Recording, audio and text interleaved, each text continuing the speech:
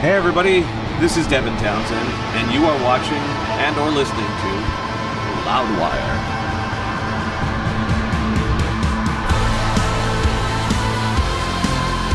Hey everybody, this is Muhammad from Loudwire, and I'm sitting here with the one and only Devin Townsend on the lovely roof of New York City's Irving Plaza.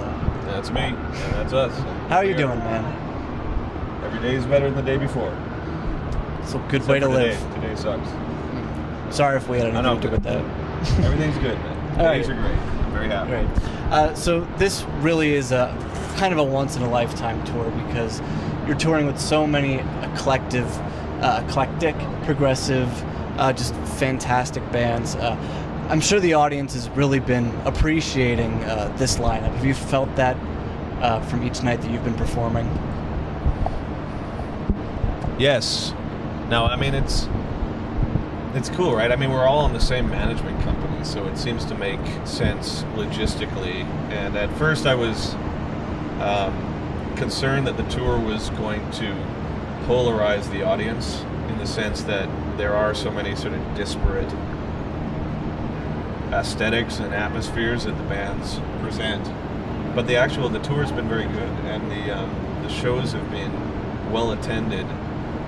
And on a personal level, the bands Paradise Lost and Catatonia specifically, we've all been doing this for so long that a lot of the sort of novice drama that comes along with touring, like, you know, the prima donna stuff or whatever, is just sort of absent, which has made it a very drama-free tour. I mean, it's been great. Awesome. And the new album is Epic Cloud, and I saw in another interview that you were saying that this new album kind of happened by accident as you were trying to make a new Ziltoid record. Can you tell us a little bit about that? Well, I would say every record I do happens by accident. I rarely think about what I'm doing or why I'm going to do it, and that's led me to decisions in the past that have been interesting for me artistically, because after I'm finished I'll listen to the record and I'm like, well, what was that all about? And you know, being on autopilot like that, I think, has defined a lot of what I've done. And Epic Cloud, I guess, is a little different from that in the sense that I've been so predisposed with the whole sort of thematic elements of the last four records, and been very vocal about, you know, it's about this or it's about that or it's a metaphor or this, that, the other thing. Then when I sat down to write Ziltoid, I found myself just completely disinterested in that sort of thinking and that sort of process. And what came out naturally, in spite of myself, was just more straight ahead, more extroverted sort of tracks. And at the time that it had finished, I was a little confused by how it had sort of transpired. But now, a month or so later, listening to it, I'm like, I'm really proud of it. I'm really glad that perhaps I was predisposed and it was a little, you know, I allowed myself to make this one, because I've always wanted to make a record like this. I've got 25 some odd records, and I've got these ideas for the future that are just, you know, bizarre things, like the musicals and these puppets and all this crap, right? So the fact that I kind of got this more commercial sounding thing out of my system, I'm stoked on that, actually, because I've always wanted to do that, but on some level I think I've been afraid because, you know, it's not cool or whatever, right? But you know, I don't know if I'm cool to begin with. So Well, don't need to be cool. We're all cool in our own way. Maybe. Is there any progress on that second potential Ziltoid record, or is that not even in your thoughts right now? No, that's the one I was just speaking of. Oh, yeah. Yeah, the next thing that I do after Epic Cloud and this kind of little satellite record I've done called Casualties, a couple of years down the line, is this epic thing with hopefully an internet TV show and a film, and really utilize the symphony elements that I sort of farted around with on Deconstruction, and make something that's like a multimedia thing that's rooted in just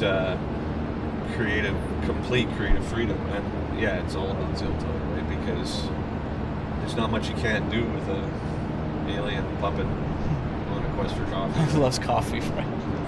Absolutely. And Didn't get laid a lot when I was a teenager. we feel your pain. But God, don't even start with me on that. I won't. And you're speaking of that symphonic element. These are my questions that I'm hiding from everyone. Speaking of that symphonic element, you had the Prague Symphony Orchestra appear on that record. How does one go about getting the Prague Symphony Orchestra to be on your record? Taking out a loan from the bank. It's very simple. You want the orchestra, you pay for it. Wow. They've done a lot of work with a lot of great bands, though. A lot of great metal it's bands. It's the Eastern Bloc, right? Like, there's not a lot of money there, right? So, yeah, you can convince them to do it if you are willing to spend pretty much the entirety of your budget for a 4-hour session, right? Which is exactly what I did. Wow. It was all worth it, though? Yeah, I mean, the thing with the symphony stuff is, and the reason why I'm looking forward to trying to raise some serious capital with this Ziltoid thing is, you think that, oh, it's the Prague Philharmonic and, you know, they can sight read all this stuff and it's going to just sound beautiful right out of the gate. But man, it's like, sight reading is difficult, specifically when it's there to augment other instruments that are not typically associated with that idiom, right?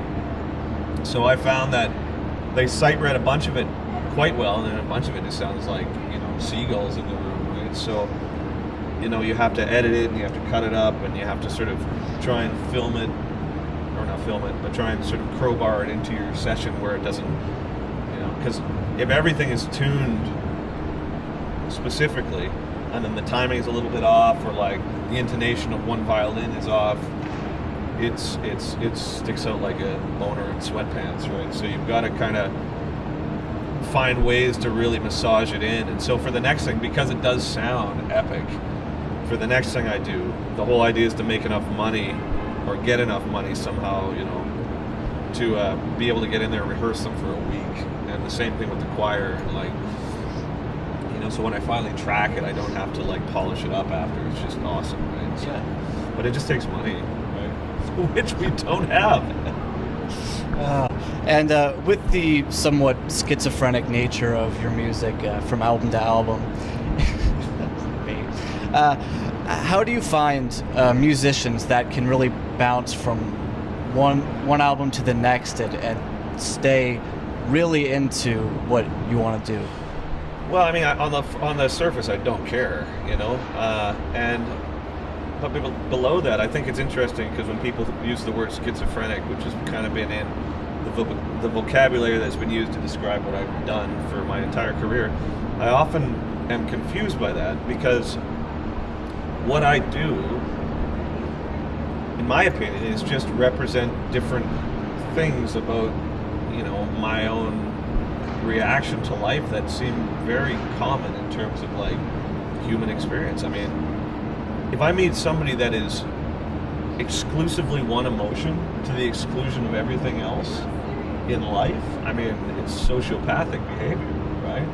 But I mean, God, I wake up sometimes, I don't want to hear metal sometimes. Other times, all I want to hear is metal. Sometimes I want to hear violin music. Sometimes I want to hear Radiohead. Sometimes I want to hear Deadmau5. I mean, it's like, for me, that doesn't seem schizophrenic as much as emotionally healthy.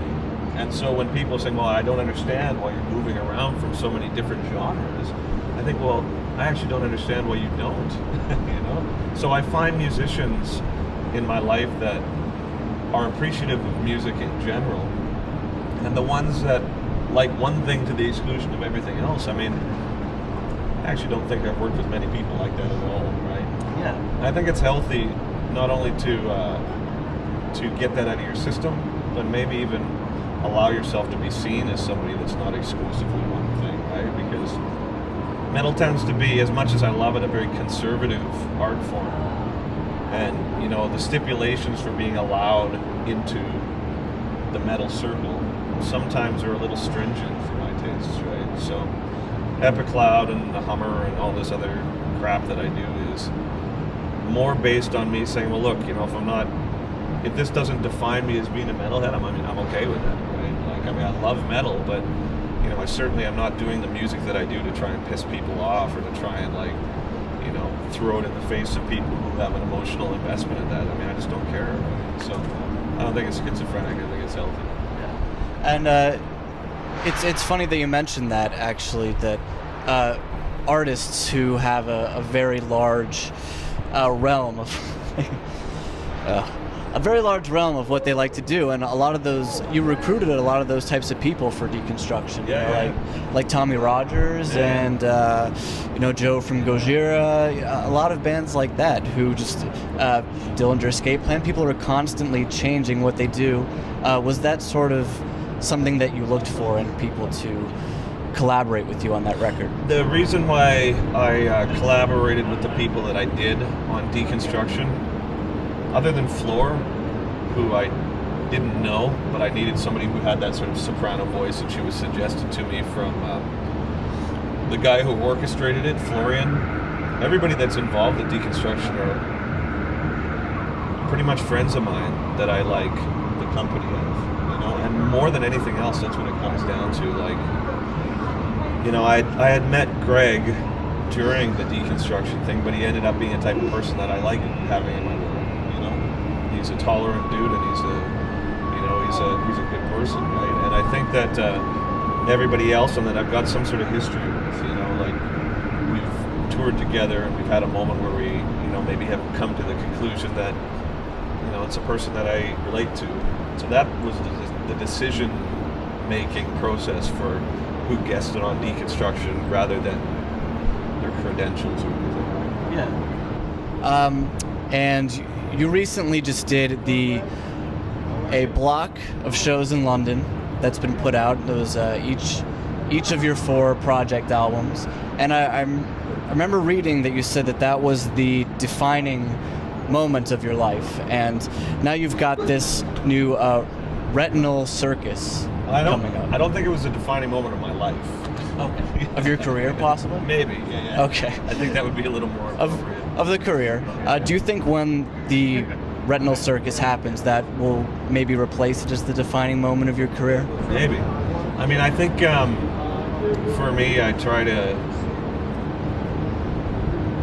I try and forget these things more so than remember them, right? Because I think in the past, it's easy for me to get hung up on anything, right? I find that it's like people or circumstance or music or whatever. I tend to, if I think about it too much, I get hung up on it to the point where it gets kind of obsessive, right? And in the past, if we had an experience that was really significant for me in terms of a musician or whatever, then I couldn't kind of let it go. I'd be like, oh, remember that one time we did this? It was fucking awesome, right? And then it's like you're kind of stuck there, right? So now I've been trying to, forget these experiences, and as a result of that, each one that comes up is more of a project rather than a milestone, right? You gotta forgive me today, man. I'm running on no sleep, and if I come across as being crass, it's more to do with that and the fact I got a cold head than just trying to be a jackass. Don't mean to be a jackass. We forgive. Thank you. And it looks like a cock. I'm very immature. That's okay. I admit that. It does look like a penis. Yeah, music. Yeah, music. Music. Actually, I wanted to end the interview with a hair question. Go. When you got rid of the famous skullet that people celebrated so much, did you ever? I feel they did. I think they did. I think people liked it. No one told me. Really? Oh, yeah. Well, I wanted to know if there's any interesting fan encounter where they came up to you and maybe were disappointed that you had. Oh, of course. Really? Any in particular that you remember? Man, of all the things that I try to put out of my mind quickly, interactions about my prior hairstyles are probably close to the top of the list. I mean, I guess the funniest thing is when people come up going, man, you shouldn't have cut your hair. And I'm like, why do you care? Like, well, because we thought it was cool. And I'm like, again, why do you care? Like, I think a lot of times, I mean, I understand the connection to people and their music as being one and the same as their personality. But again, as I get older and as I've been doing this for 25 some odd years, you have to draw a real solid distinction between the person that you are and the music that you do.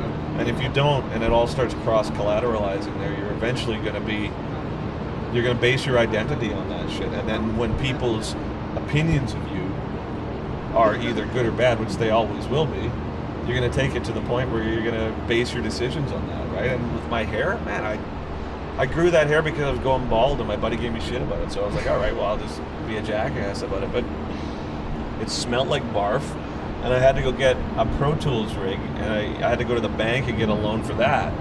It was like 50 grand. I had to go apply for this loan, and like Pro Tools, everything. I wanted to like record everything and do all this stuff. I had opened up a studio at the time, and I walked in there with this Krusty the Clown hairdo, and I was just like, you know what, man?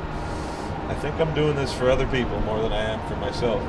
And so I cut it off, and there's not been a day that's gone by that I've regretted it. Live without regrets, absolutely. But thank you so much for your time today. Really appreciate it.